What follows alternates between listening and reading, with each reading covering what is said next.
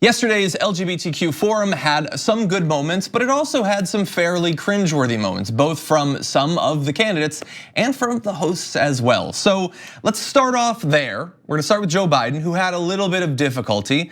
This is coming from an author for Slate who said, to prove the depth of his own emotional concern for queer people, Biden decided to act like one. He flirted with multiple men, joked that he was about to come out as gay, and at one point clasped Anderson Cooper on the shoulder and mimed giving him a kiss. So some of that, yes, when you write it out like that, it sounds bad. Turns out it also looks bad. So we're gonna go to the video. Here is one of the instances that's mentioned in that little segment. When I came out and when I publicly stated, well, that would be news if you. I got something to tell you. I kind of figured it out a while ago. So look, admittedly, people laugh. Anderson Cooper played along with it. Yes. He laughed. That was a moment that was like a weird way of putting things, which is Joe Biden's real wheelhouse, just a weird way of putting things. Yes. And I think once you identify it as a weird way of putting things, then you can find out what motivates like the weird way of putting things. Is it just that he's saying the wrong words, or is it like a deep-seated weird understanding of like LGBTQ issues? I think on the spectrum of his understanding of LGBTQ issues, that of the moments from yesterday's climate thing was the least cringy. Just because like he was talking about, because the moment when he was like the first high-ranking politician to come out in favor of gay marriage. He did that before Obama did. And it kind of stole Obama's thunder on it.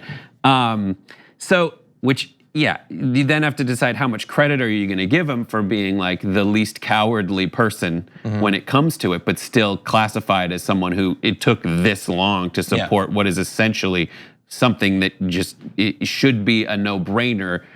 Given the word equality and what it would mean. Yeah. So look, my inclination is to be hard on Joe Biden because I don't support his candidacy, but I'm trying to be fair. The people in the audience laughed, and Anderson Cooper super quick on his feet. That was pretty funny. Yeah, exactly. Yeah, that was funny. And look, if I just read this stuff and hadn't seen it, I would say that accidentally just saying the words when I came out and then realizing sort of what it sounds like and then making a joke about that seems to rest on the punchline being that if you wanted to, you can just switch over whenever you want. Wrong. You're wrong. Okay, I'm wrong, and it's not on me anyway. To Joe Biden, period. Okay, fine. There's plenty of ways to be fair to Joe Biden and it come out bad for Joe Biden. Okay, well I would try to avoid making that joke because that is what I would worry I would be expressing, but again, it's not on me to evaluate that. So anyway, he did have some good comments that then turned into bad comments, so you take the good with the bad. So at one point, this is near the end, he said, it's normal, he said, of being queer in 2019. It's normalized, it's not anything strange, it's not strange. I'm sure all the LGBTQ people in the audience appreciate the affirmation. That's the author there, but the quote is good too. But then he goes on to say, remember Anderson, back 15, 20 years ago, when we talked about this in San Francisco, it was all about, well, gay bathhouses. It was all about round the clock sex. Come on, man, gay couples are more likely to stay together longer than heterosexual couples. So I think I get what he's trying to say. Yes, you do get but that's not the best way to say it. Correct.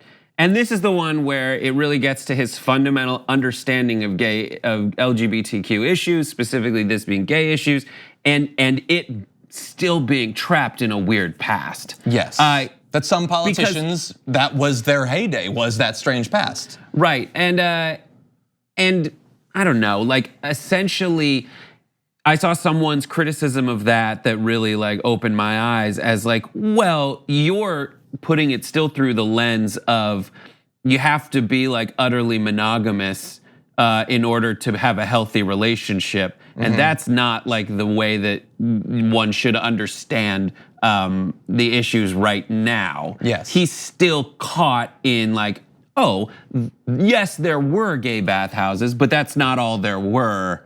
And man, that was wrong.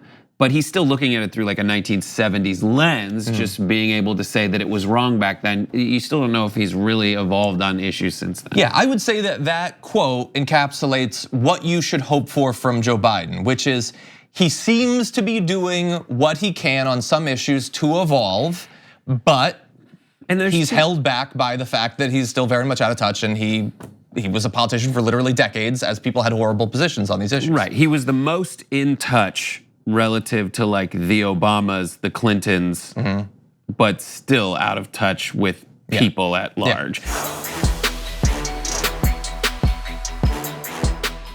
Thank you for watching this clip from the Damage Report. For more content from the show and access to TYT Network members-only exclusives, go to tyt.com/Brooke. Wait, no, it's tyt.com/John. Go to tyt.com/John to sign up.